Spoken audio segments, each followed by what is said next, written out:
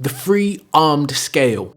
Throughout history, various iterations of justice systems were set up after the committing of all the worst crimes to conquer and colonize land while controlling the flow of commerce. They're standing there asking for it. Keep soldier. Mark your targets before you fire!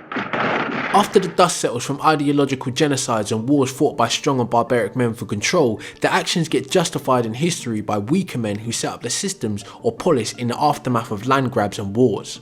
Ultimately, the foundation laid by murder, robbery and rape provides a platform for civilization to begin on the back of the primitive barbarity. In formula, you seize power with soldiers and strength and maintain it with politicians, policy and finesse. So the once criminals make and enforce their new laws on the land and its inhabitants as they don't want what they perpetuated done to them.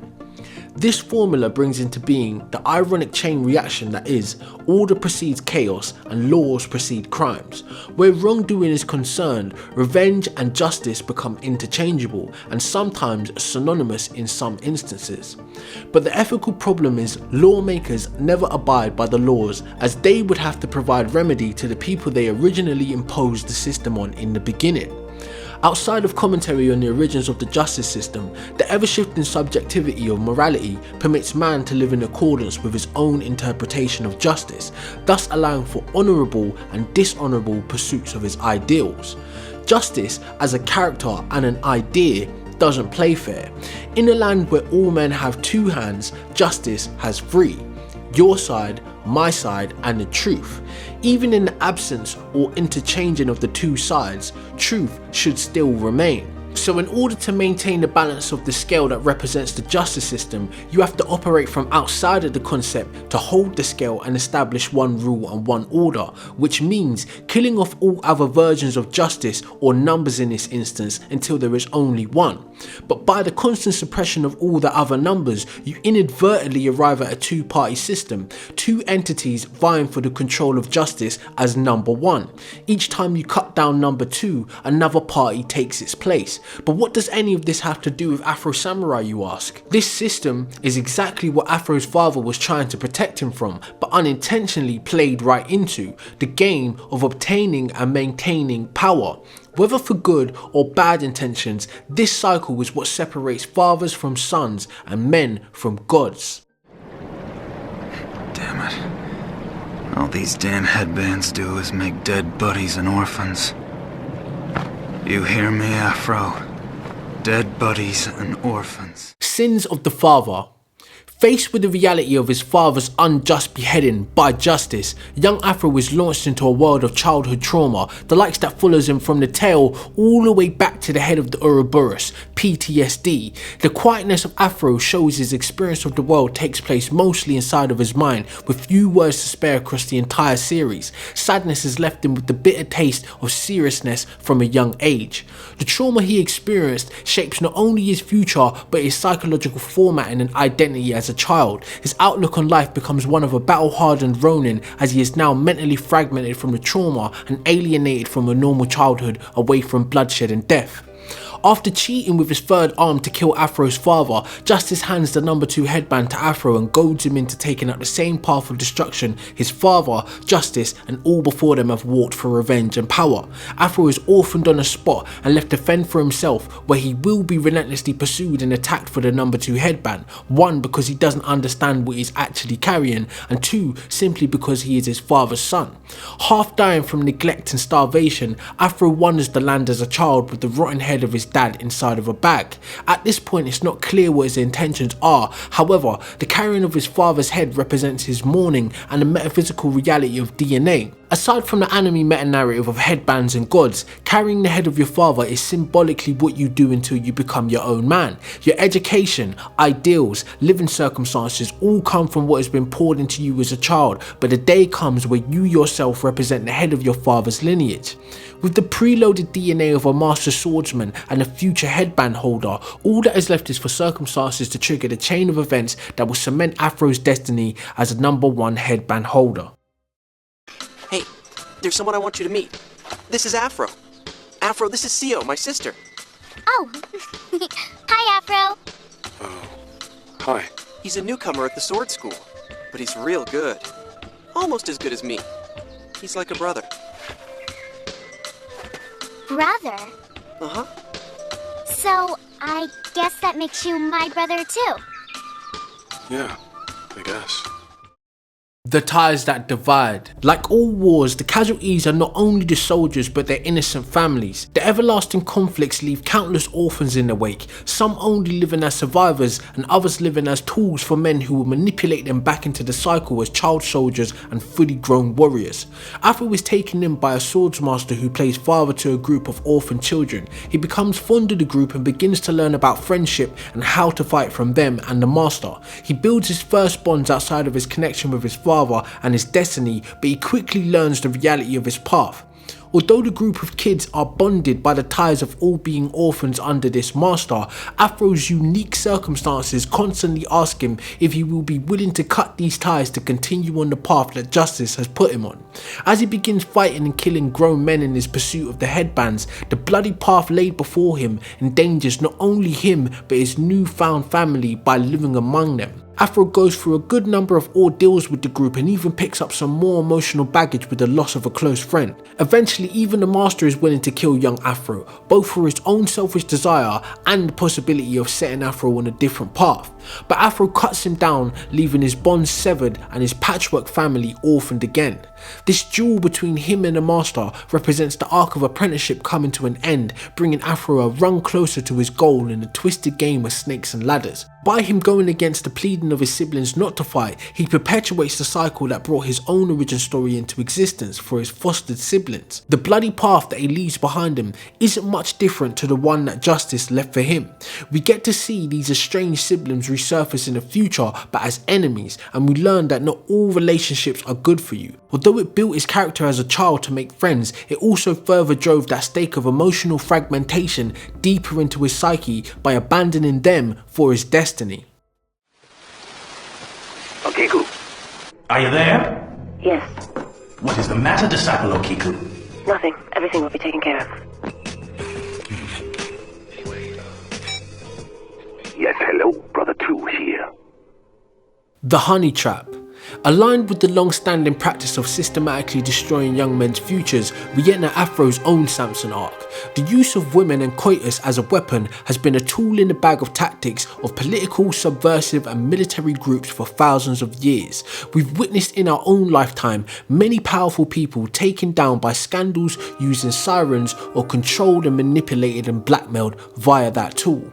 The basic needs and nature of a human doesn't change, and the same primal urges affect everyone from fool to intellectual. Along Afro's journey, he has been attacked by all manner of tactics, groups and individuals on the way to his goal, each time cutting his way through the endless hordes of desires, power lust and revenge. Eventually, he crosses path with an organisation that finances the countless hits placed on him, the Empty Seven, a warped religious cult.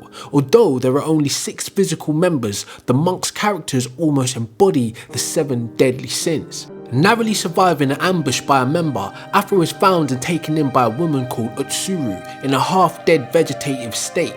Utsuru is actually one of the orphans from Afro's childhood, now a fully grown agent of the Seven. Her job is to siphon Afro's memories and dreams to find the key to his power, then use it against him. In femme fatale fashion, assassinate him when he is vulnerable.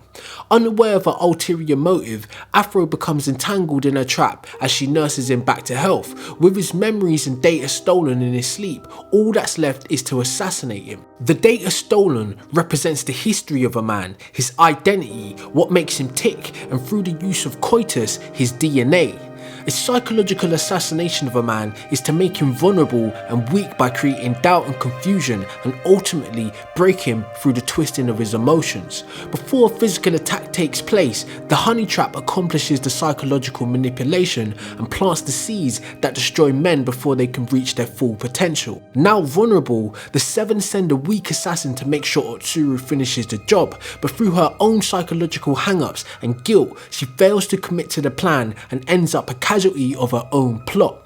Although she doesn't manage to kill him, his data was successfully stolen to copy his style and create a new enemy that will mirror him. Now I have been blessed with a vision. It has led me to design a weapon more deadly than even the Afro demon himself.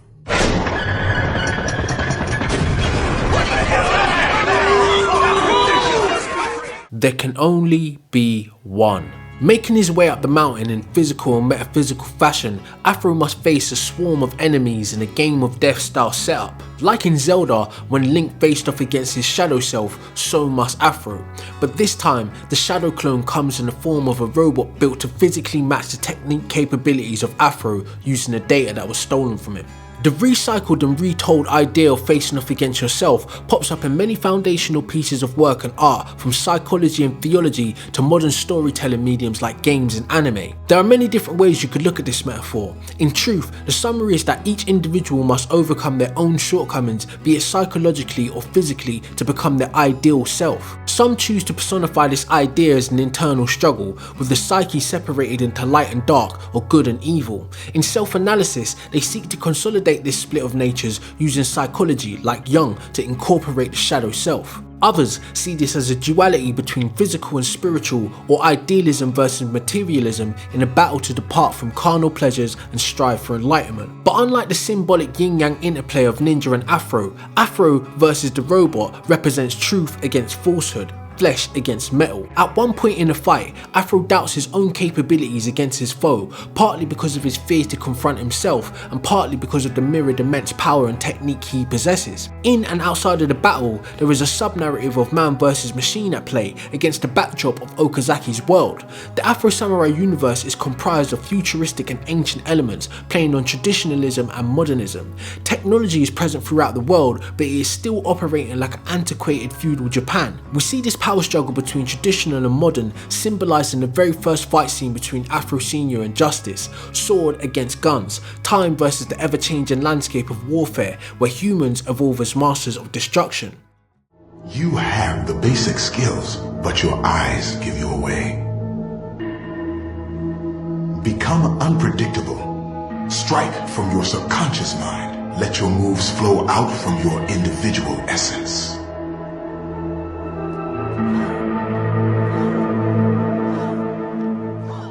So a robot capable of swordplay, accompanied by high-tech destructive weaponry, embodies the exact universe that Okazaki has set up. The almost impossible feat of battling against artillery with swords is achieved multiple times by Afro throughout the show. This highlights the prioritization of elevating traditional human capabilities above modernification and tech.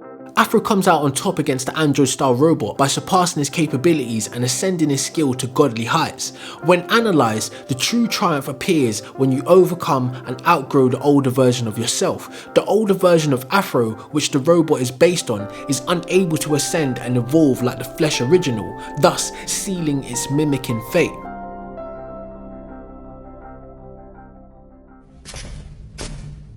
Now what the hell is this? Do we really gotta keep going? I mean, this shit you leave behind you is nasty!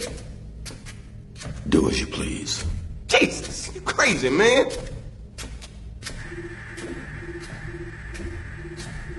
Two sides of a coin. Under the pressure of constant attacks and isolation via Afro's unique circumstances, we see that psychological state driven deeper into his psyche to the point of separating his already fractured mind into two personalities. The protagonist Afro, the child chasing justice, and the deuteragonist Ninja, the physical manifestation of Afro's repressed emotions, self-commentary and loneliness. Yo, Afro, ain't you gonna say nothing? I'm talking to you. The character Ninja is a sometimes ethereal apparition and other times physical being that appears and disappears frequently. In the manga, Ninja is also one of the two guardians of the world and Headband, but the focus in the anime is on how Afro and Ninja mirror each other during their interactions. While Afro is stoic and steadfast in his conviction, Ninja represents the other side of his mind that voices doubts and fears which Afro must quiet. In history, both the samurai and ninja existed side by side, both playing their respective roles in feudal Japan, one working in the light for lord and land, and the other working in the shadow for clan and country. The seriousness and rigid honour of the samurai's discipline doesn't allow for assassination and infiltration tactics used by ninjas. Although they can coexist like cats and dogs in the same habitat, their natures are ultimately different, and how they arrive at their goals vary. The ninja represents a flexible, elastic mind, able to contort itself stealthily through obstacles in sometimes playfully acrobatic manners. The seriousness of Afro doesn't allow his playful nature to take form physically, thus Ninja ninja provides the comic relief of his thoughts manifested. This Tyler Durden-esque split personality is born through Afro's trauma and isolation.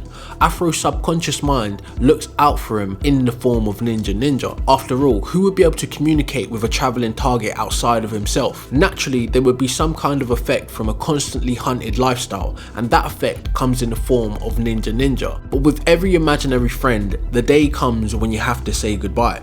This departure comes about by Ninja being cut down after several warnings against Afro's ambitions to fight Gino. The metaphorical two horses pulling in different directions finally trot in unison after being reined in by the reappearance of Gino. Gino is the childhood friend of Afro thought to be dead, and the same one who cuts down Ninja. Subjectively speaking, you could say Gino brings closure to the situation that brought Ninja into existence, although but for a fleeting moment, Afro's friend is back. But his return opens up a new can of worms, further pressurizing the already unstable Afro.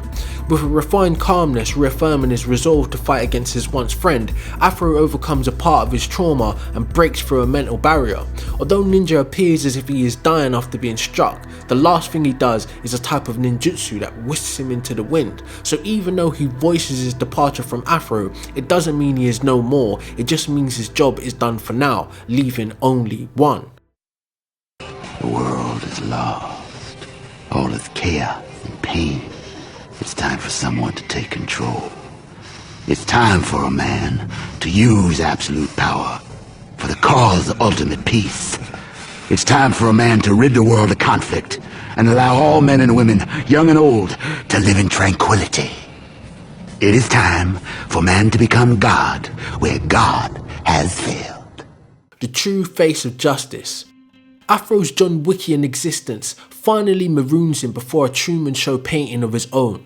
After cutting through thousands of humans, although in self-defense and self-preservation, the weight of blood spilled bears unspokenly heavy on his soul. Battlefield after battlefield soil saturated with blood and entrails. With the empty Seven almost devoid of members and out of assassins to send his way, Afro's ascent up the mountain to justice and the #1 headband can proceed uninterrupted. What took you so long, kid?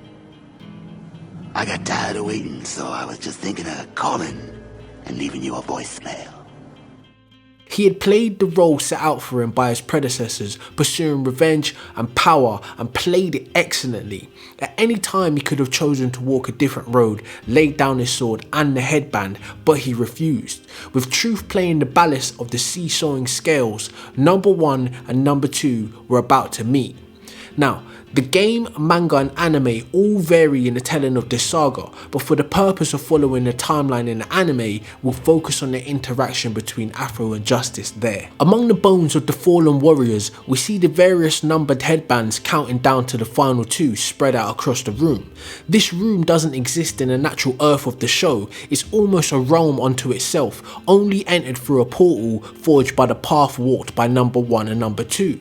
There is speculation that this room only exists inside of Afro's mind, but it's not confirmed, only implied.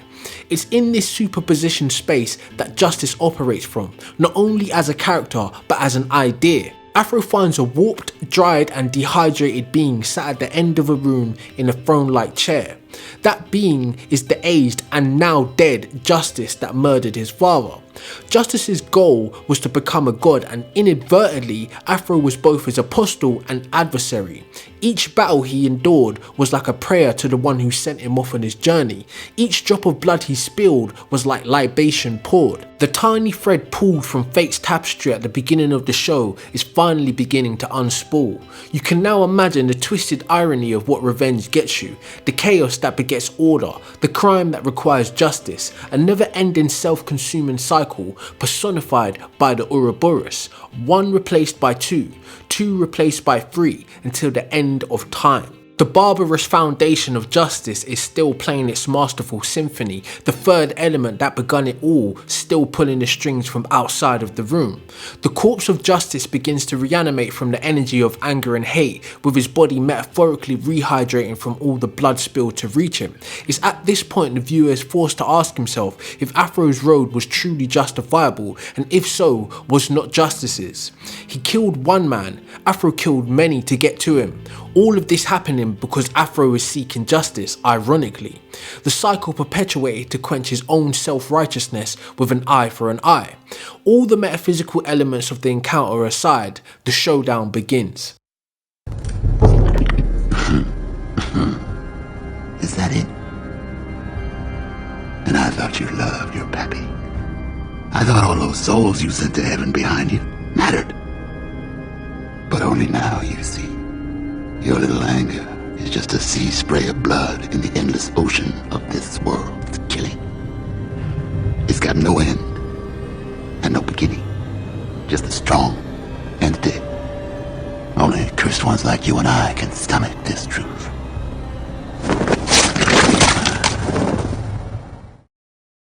Final observations. What is the outcome for a man treated unjustly by the justice system? Similar to the question asked in Equality versus Equity, Reality of Psychopaths video, who judges the judge? Who patches the oversights and the abuses of power? If fairness is not possible, what is second best? If Afro is truly to fight against justice, he must remove himself from under the two-armed system and become a third party to his own experience. Yeah, mind-boggling. Killing some little kid is normally against my principles, but when you cut my pal's brother, you entered the world of killing, boy. Before I kill you, remember this. If you're gonna swing a sword, you better be ready to get cut by one too. So, just like the foundation of civilization, he will have to seize his metaphorical land in the form of comeuppance against justice, install his polis and version of justice system with the strength of an army that takes the land and the finesse of a politician to maintain its possession. But as Afro is just an individual under the rules of the two headband system, he can either fight or walk away, or force a third choice and destroy the whole headband system. But what then will take its place? The water will flood everywhere when the dam is broken, and in the world that Okazaki has created, the headband system is the dam that keeps the power from flooding the world. Like your daddy, you're soft on the inside. He couldn't handle all the blood on his hands from the constant headband wars. He actually wanted to just hide the #1 band, conceal that legend from the world. But all he did was stir up a hornet's nest of lust for power. People just kept killing each other. Death raged on. Those headbands can make a man crazy. Not a single loser who put that dumbass #2 cloth on his head reached the #1. They just kept dying over each other. In conclusion, from the outside looking in, the metaphorical history of the two headbands represents a much larger commentary on our own reality. The unignorable fact is the power struggle has always been between two bad guys playing cops and robbers in the name of justice.